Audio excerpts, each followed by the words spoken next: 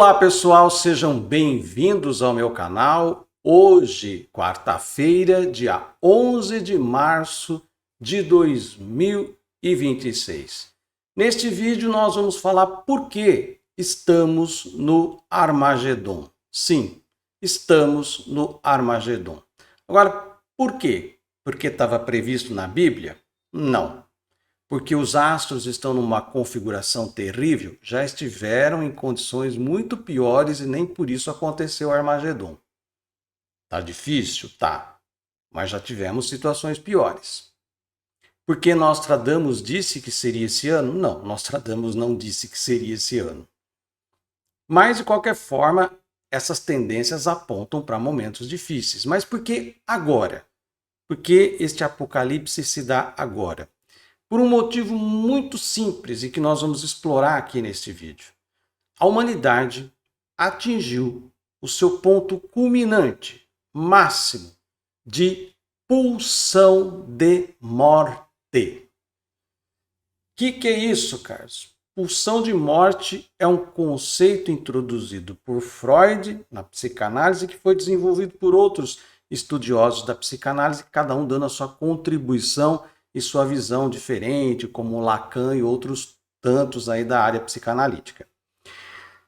Vou tentar explicar para vocês o que é essa pulsão de morte, depois a gente vai tentar entender do ponto de vista do panorama escatológico e astrológico que nós estamos vivendo. Mas a pulsão de morte, se nós dizemos que existe uma pulsão de morte, é porque existe uma pulsão de vida, e é fato. É chamado de Eros, né? A pulsão de vida, e Thanatos, a pulsão de morte. Agora, como é que isso funciona e por que isso está levando a humanidade para uma conflagração final? A pulsão de vida, ela tem a ver com todos os movimentos que nós fazemos no sentido de buscar prazer e satisfazer as nossas necessidades essenciais. As necessidades essenciais que têm a ver com a nossa essência, com o nosso âmago. A pulsão de morte, ela vem quando nós fomos programados a entender que perseguir os nossos desejos vai nos custar a morte. Então, enquanto a pulsão de vida nos leva em direção à vida, ao prazer, à satisfação, a pulsão de morte, ela não tem a função de te levar à morte, de te causar dano, de levar você à automutilação, ao suicídio. Isso é uma visão muito simplista. Tá? A pulsão de morte, ela tem a função de te proteger, de interditar, de ir em busca da sua satisfação, porque isso pode custar a tua morte. Agora, por que a gente tem isso e por que a gente aprende isso? Vamos analisar primeiro a biologia básica. Pega uma ameba, um ser microscópico, muito simples, né, que tem poucas... a programação dela é muito simples. Ela vai em busca de comida, de abrigo e vai procurar um lugar para se reproduzir. Essa é a sua pulsão de vida. Seu interesse primordial é buscar alimentação, abrigo e reprodução. Essa é a função. Mas, se ela está num ambiente hostil, ou que tem predador, ou que tem veneno, ela volta, ela retrai seu movimento. Então, pulsão de vida, a ameba se sentindo feliz, sentindo que o ambiente lhe é tranquilo, que ela pode ir em busca da satisfação dos seus desejos. Pulsão de morte, o ambiente me é hostil, então eu recolho e interdito, tranco, não me permito viver as minhas satisfações e os meus prazeres. Eu nego Eros e abraço o Thanatos. É isso que acontece no processo desse jogo entre pulsão de vida e pulsão de morte. E é claro que muitas vezes, quando você abraça a pulsão de morte no sentido de autoproteger-se ou de si mesmo ou do ambiente hostil, muitas pessoas acabam dando fim à própria vida com comportamentos arriscados ou até mesmo suicídio. Mas não é regra. A maior parte das pessoas entregues à pulsão de morte estão vivíssimas, vivíssimas. E é por isso que nós estamos no Armagedon. Porque nós atingimos o pico de pessoas na pulsão de morte e não na pulsão de vida. Porque se fosse fato que pulsão de morte representa suicídio, então nós teríamos agora uma onda de suicídio em massa e praticamente 1/3 da população desapareceria da noite para o dia se suicidando. E não é o que está acontecendo. A população preferiu a guerra. A guerra dentro das suas famílias, a guerra dentro dos seus empregos, a guerra dentro das suas religiões e a guerra na geopolítica e na política local. Porque é ali que você vai conseguir colocar pulsão de morte, nesse processo todo. Ai, Carlos, eu não estou entendendo, estou meio confuso com isso daí. Eu vou explicar, então, vamos trazer para um exemplo prático de ver como que nós chegamos a abraçar a pulsão de morte e renunciamos à pulsão de vida e por que que isso acontece. Imagine uma criança que na escola, a criança está crescendo, ela está descobrindo os seus talentos, ela está se expandindo, ela está se descobrindo, está descobrindo quais são suas satisfações, com as coisas com as quais ela se encanta. Isso é pulsão de vida. Então ela faz um desenho maravilhoso, que ela fica tão encantada com aquele desenho, e a professora elogia, e os coleguinhas de turma também acham bonitos, alguns até ficam com inveja do desenho dela. Né? A professora coloca esse desenho lá no mural durante a semana, e ela pede e dá para a menina levar o desenho para os pais. E aí ela chega em casa, toda feliz, carregada de pulsão de vida, de satisfação, de erotização, que não tem a ver com sexo, eros. Tem a ver você estar libidinoso, né? Com energia libidinal, com energia de prazer, de satisfação, de contentamento, de estar alinhado com a sua essência. Eu sou uma excelente desenhista. Eu desenhei e ganhei o reconhecimento, fui aplaudida. Olha que coisa deliciosa, olha que coisa maravilhosa para conectar você com a pulsão de vida. E ela chega em casa e vai mostrar para o pai esse desenho e fala: pai, eu vou ser desenhista. O pai olha para a cara dela e fala assim: aqui em casa não, porque não tem lugar para vagabundo. Desenhista não ganha dinheiro, você vai ficar aqui que nem esses caras aí na esquina fazendo desenho? Aqui na minha casa, não. E a criança recolhe o desenho. Se você continuar cismando com essa... Você vai ser advogado, você vai ser engenheiro, mas desenhista na minha casa não fica. A criança recolhe aquilo e vai com a mãe, né? Chega na mãe, o que a mãe vai falar? Escuta teu pai, porque ele é a lei e a ordem. Escuta teu pai. O que ele está dizendo vai te conduzir para o melhor da sua vida. E a criança guarda o dinheiro, guarda o seu desenho no fundo da gaveta. E uma parte da sua pulsão de vida se perde ali. E aquilo vira uma espécie de um caroço na sua essência. Uma cicatriz, um calo, um trauma. Essa criança continua crescendo e num determinado momento ela vai passar pelo processo edipiano, onde ela vai ter que escolher o meu objeto vai ser mulher, vai ser homem, como que eu vou ser mulher, como que eu vou ser homem, né? E vamos imaginar que seja uma menina e essa menina está olhando para a mãe, se enfeitando toda para sair com o pai num jantar, e passando batom e colocando brinco, e a menina começa a se encantar. E ver a mãe bonita e ver o pai elogiando a mãe, nossa, né? Ela começa a comprar esse valor. Mulheres bonitas são mulheres, né, maquiadas, com brinco e tal. E é lógico, se você está escolhendo, fazendo a sua escolha objetal, se você está escolhendo quem você vai ser e o que você vai seduzir, se eu sou uma menina, né, e fiz a minha escolha por homens e vou seduzir homens, é lógico que eu vou copiar quem? A mãe, que é o modelo. Então essa menina vai fazer o quê? Um belo dia ela vai lá nas coisas da mãe, começa a colocar o brinco, passa o batom, o pai entra, vê aquilo e já vai aquele tapaço no meio da cara. Puta, na minha casa não! Você quer ser biscate, você vai ser não sei aonde. E entra a mãe, nunca mais pegue nas minhas coisas, e aperta. E essa mulher passa a ter ojeriza de tocar em maquiagem, de tocar em brinco e de qualquer coisa, porque, nossa, eu achava que ser igual a minha mãe ia contentar meus pais, mas não, eles me massacraram. Mais um recolhimento, mais uma perda da pulsão de vida. E aí onde vem mais uma cicatriz. A criança continua crescendo e ela se interessa por ler, mas na casa dela não tem livros, no máximo jornal. Mas o jornal fica ali, não é uma coisa que é atrativa para ela, mas ela viu um livro muito bonito na biblioteca da escola, sei lá, ela se interessou, Harry Potter, pode ser, e ela pega esse livro e traz para casa para ler.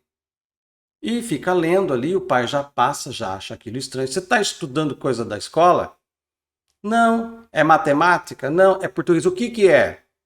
Ah, tô lendo Harry Potter. Você não vai perder tempo com essas porcarias. Você trata de fazer a sua tarefa. Você trata de ir lá limpar o cocô do cachorro que tá lá 2 dias no quintal. Você trata de não sei o que. Você trata de. Então, aquele dedo mostrando, né, que você tem que fazer aquilo e não pode se dedicar ao prazer. E ainda o pai pode emendar. Quem lê muito fica com o miolo mole.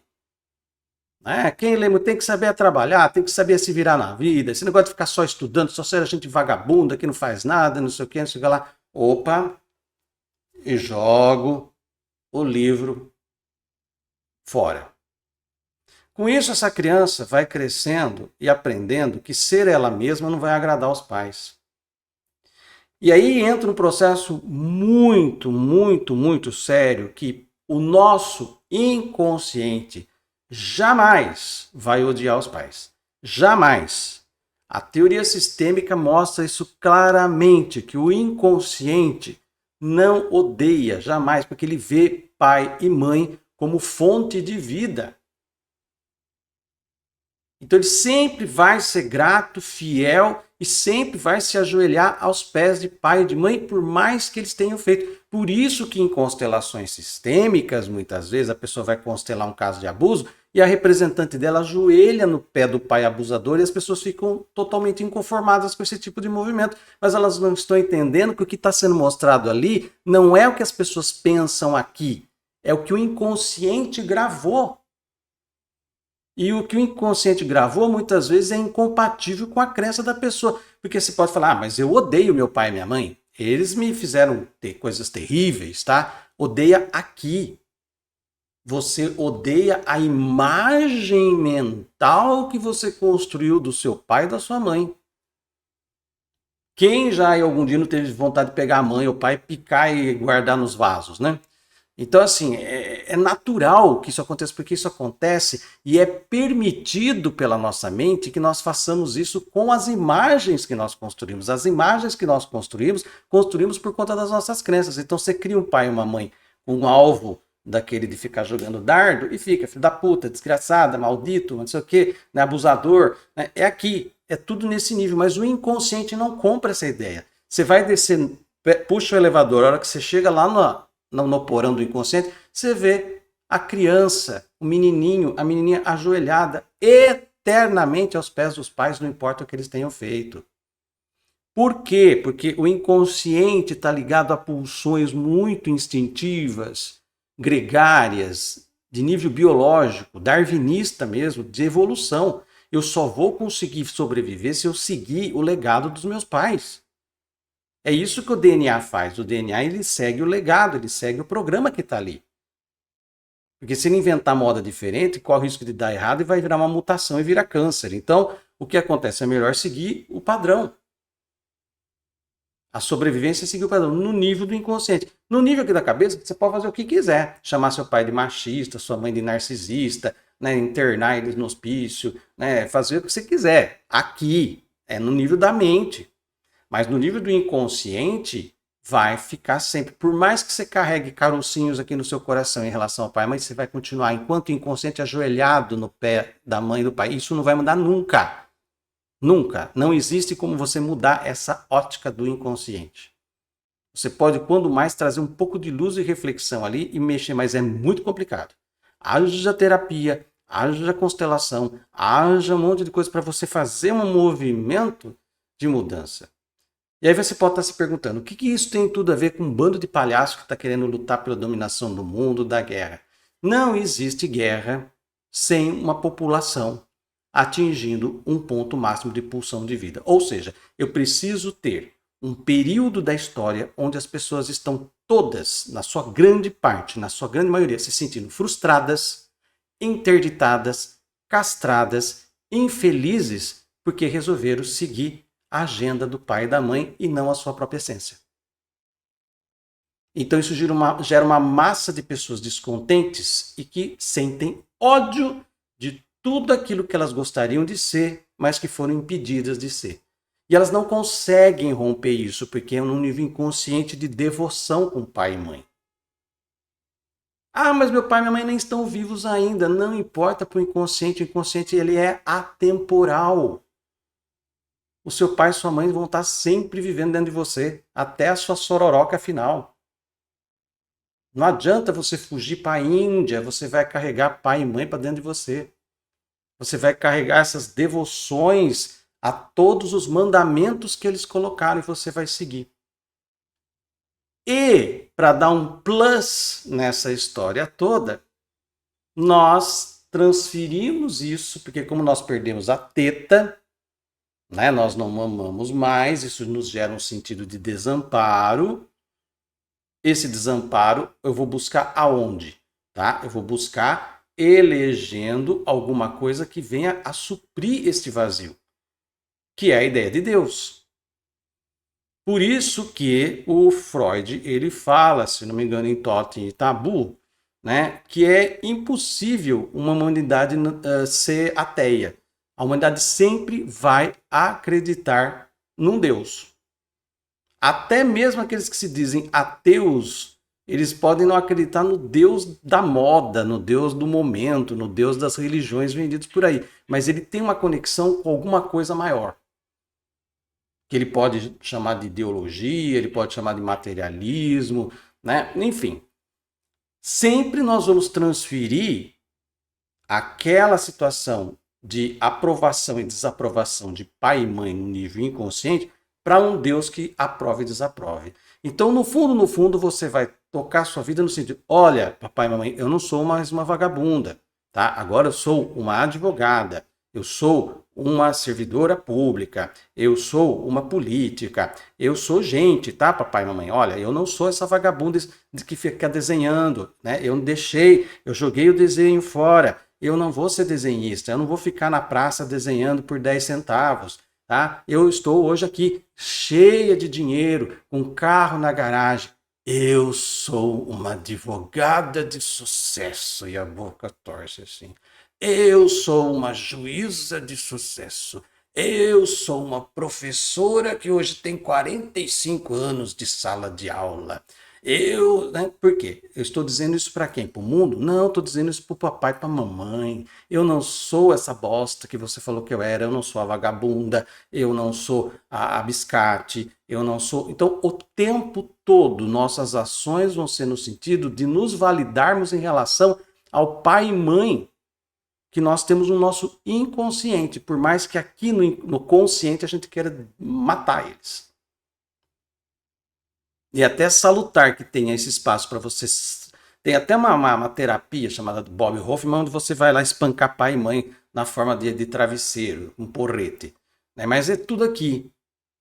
É tudo aqui. É uma catarse que você tem. Mas aquele menininho ajoelhado no pé do pai e da mãe continua. Ad eterno.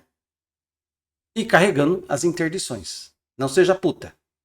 Não seja vagabundo. Não seja intelectual porque você vai virar vagabundo, vai virar maconheiro. Então, tudo isso aqui dentro das pessoas. O que elas vão fazer?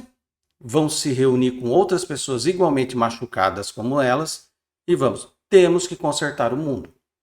Nós estamos vendo pessoas felizes sendo vagabundas. Nós estamos vendo pessoas felizes sendo biscates. Nós vamos ver pessoas felizes não seguindo a Deus.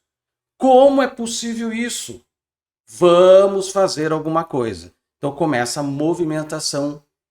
Vão para as igrejas, lotam as igrejas, ficam lá gritando, invocando, né, trazendo aquele Deus bravo, aquele Deus vingativo, porque um Deus comum, simplesmente humano, não serve nesses momentos de grande pulsão de morte.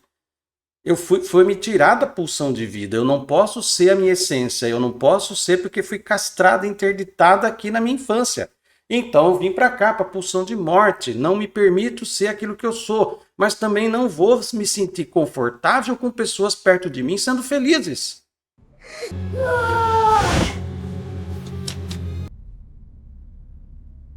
Então eu vou ser uma frustrada. Eu vou ser uma amargurada, um amargurado, um frustrado, um interditado. Isso vai criando uma massa de ressonância e vou passando isso para os filhos e vou passando isso para a sociedade e vai criando aquele clima de que o mundo não presta, que ninguém presta, né? Tá tudo acabado, nada mais vale a pena, né? Os políticos são todos ladrões, todos, né? A generalização total, porque o emburrecimento acontece. Há uma necessidade de nós nos tornarmos burros para continuarmos fiéis aos nossos pais. No caso de quem abraçou a pulsão de morte.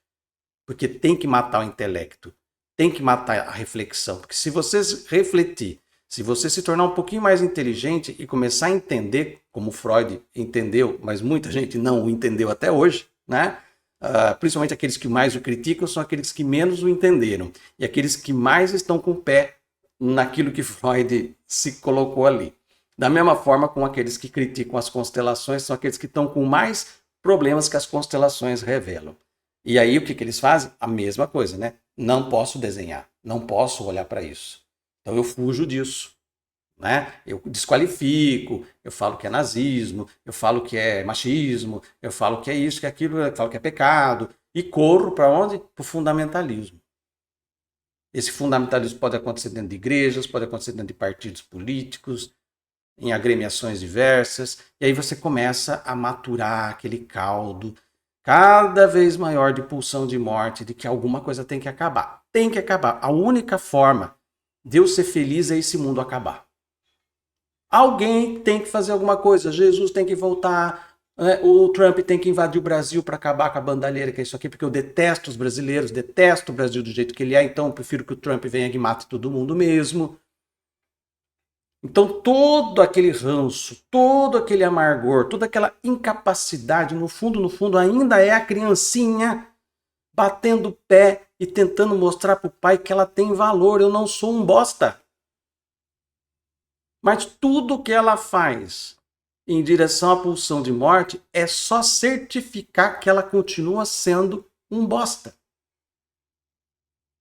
E ela fica presa nesse ciclo de ódio, cada vez escalando. E aí isso vai entrando num processo de oitavas, né? Vai subindo, década a década sendo construído. E aí surge o quê? A internet.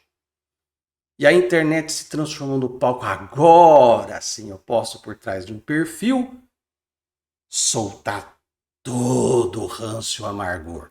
Então quando a pessoa está batendo no outro, no fundo, quando ele chega e xinga o estudante de maconheiro e vagabundo, ele está reproduzindo a fala do pai, do avô, do bisavô e do tataravô, que manteve isso como mantra durante a família. E aí ele fala, olha como eu fui bem educado numa família tradicional brasileira. Eu não sou um maconheiro estudioso. Porque meus pais, porque meus avós, porque nós somos da família tradicional cristã brasileira. E ele é incapaz, ele está tão dominado pela pulsão de morte, que tudo o que ele quer é que morra a felicidade que está em volta dele. Ele não suporta ver pessoas felizes. Ele não suporta ver pessoas gozando da sexualidade. Ver um casal, seja hétero, seja gay, e se for um casal gay, vai lá botar uma arma na cabeça. E é lógico que eles vão fazer o quê? Migrar suas intenções de voto para quem represente a pulsão de morte que eles tanto querem. Dá-te do outro, dá-te do outro, dá-te do outro. Dá, vagabunda. Alguém que empunha arma, motosserra, chicote, facão, símbolos de corte, de dor. Por quê? Para essas pessoas que foram impedidas de sentir prazer na vida, a vida só tem sentido com a dor delas e dos outros. Então o mundo tem que ser com tiranos, tem que ser com ditadura, com exército na rua, com Trump invadindo o Brasil, com mortandade, né? É assim que eles entendem a vida, apenas pela pulsão de morte. Como a internet multiplicou, virou uma caixa de ressonância da pulsão de morte na humanidade, e hoje, quando você abre o seu celular, você só vê isso, estupros, violências, crianças comidas vivas, coisas assim das mais escabrosas. A criança no pé do pai e da mãe continua, veja, papai e mãe, eu não faço parte desse mundo, nós temos que acabar com tudo isso, que venha Deus. Então ela vai buscar um Deus mais tirânico, mais intervencionista, e ela vai atrás de tudo isso e começa a gestar esse ódio, e quando ela passa perto de uma pessoa feliz, ela vai tentar atacar essa pessoa feliz.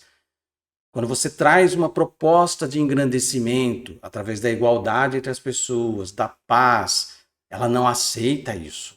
Porque ela não teve, ela não foi permitida a sentir, ela não foi permitida a satisfazer o seu gozo, ela não foi permitida a satisfazer as suas essências, as suas necessidades básicas. Então ela não quer que os outros também tenham. Principalmente se ela tiver que ajudar na comunidade a pagar por tudo isso por meio de impostos. Aí que o bicho pega. Como que eu vou pagar imposto através do meu trabalho para dar coisa para vagabundo? E tá lá o pai ressoando dentro do inconsciente a mesma fala que ela ouviu lá quando era criancinha. E que ela teve que abandonar o seu desenho, que ela teve que abandonar o seu livro, abandonar o batom, o brinco.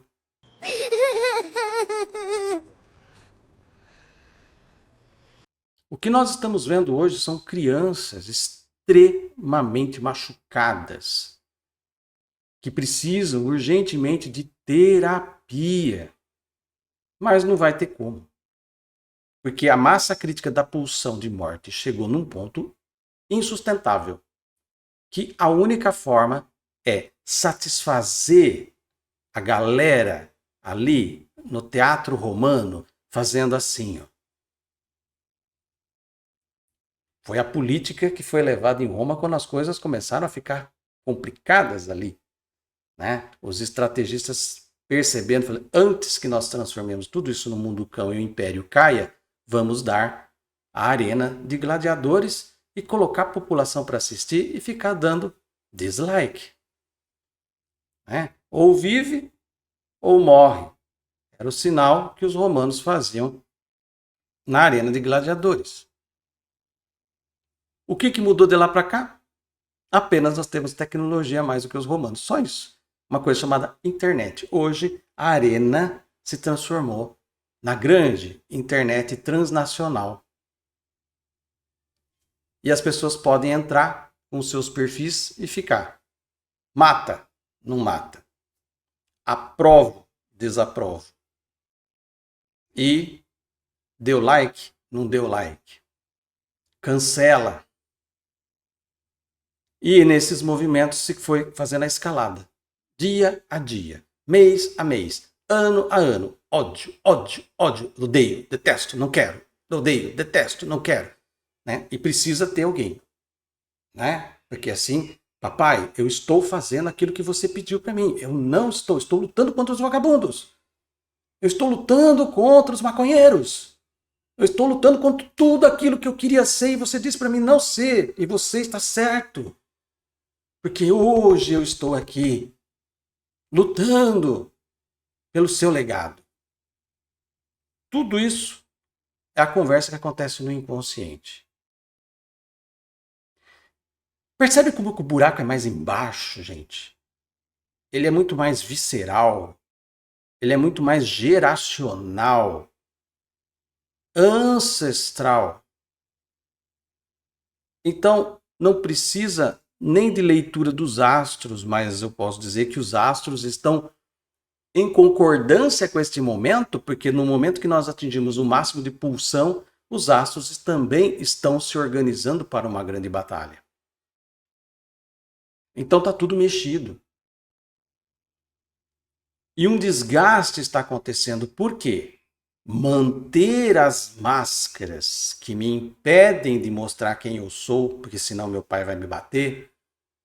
Se eu mostrar que eu sou puta, eu vou apanhar. Se eu mostrar que eu sou desenhista, artista, eu vou apanhar. Se eu mostrar que eu gosto de maconha, eu vou apanhar. Então eu crio a máscara, me escondo por trás dela, elejo pais bravos para continuar mantendo as coisas e para impedir que os outros façam aquilo que eu não pude fazer. Eu preciso de um pai bravo, eu preciso, não quero líder, não quero líder bonzinho que vai ajudar o pobre, não, eu quero que o pobre se lasque, eu quero a polícia na rua, eu quero o sadomasoquismo social imposto, porque eu vivo na dor. Eu cresci e sofri, eu mereci porque eu sofri demais. Então eu quero o sofrimento imposto para todo mundo. Se você tem 10 pessoas assim, ok, a gente simplesmente deixa de conviver com elas. Mas quando você tem 1 milhão, 2 milhões, 200 milhões, 700 milhões, 1 bilhão, 3 bilhões e quase 5, 6 bilhões de pessoas assim no mundo, a egrégora chega num ponto insuportável. E é a hora que racha. E é a hora que começa o Armagedon. Chegamos nesse ponto. E é um ponto que não tem retorno. Mais dia ou menos dia. Amanhã, depois, o ano que vem, a conflagração final, a luta de frustrados, interditados, amargurados, ela vai acontecer. E ela já está acontecendo por meio de uma guerra espiritual. De um lado, Trump, o Messias dos cristãos fundamentalistas. Do outro lado, a saga de sacrifício e autoimolação da guerra da jihad islâmica. Isso vai se transformar também dentro de cada país nas suas próprias jihads. E a hora que irmão estiver matando irmão, vizinho matando vizinho, e isso já está acontecendo, nós temos então a Terceira Guerra Mundial, que ela está muito além de ser um conflito nuclear. Ela vai ser um conflito pela consciência de cada um. Quem tiver consciência será perseguido. Quem estiver na inconsciência e devoto às programações de dor impostas pelos pais, eles vão se unir. Por isso que eles têm maioria hoje. Eles têm maioria hoje, porque a quantidade de pessoas frustradas, interditadas, amarguradas é muito maior do que as pessoas felizes nesse planeta. Junto com um sistema que contribui para isso através da desigualdade e da injustiça, para criar mais desfavorecimentos e mais amarguras. Só uma pessoa muito ingênua mesmo para ser otimista ou ficar rezando por um Deus que é uma cria justamente para contribuir com toda essa desgraça que está aqui. A única salvação é a consciência humana. Não há fora disso. Não é Deus, não é Jesus, não é Buda. Tudo isso são invenções, criações para distrair você e tirar do objetivo principal, que é olhar para dentro, se libertar das suas amarguras, libertar das travas que foram colocadas em você e deixar a sua essência vir à tona. Se não fizermos isso, não haverá salvação para a humanidade. E sim, estamos no Armagedon. Esse é o recado que eu gostaria de deixar aqui com vocês. Se você gostou desse vídeo, dê um like aqui, deixa aí o seu comentário, compartilhe esse vídeo nas suas redes sociais. Se você ainda não se inscreveu aqui, vai lá no botãozinho de inscreva-se, aperta até parecer inscrito e também ative o sininho. Assim você recebe notificação toda vez que eu colocar vídeo novo no canal. Eu vou ficando por aqui, até o nosso próximo vídeo e um grande abraço.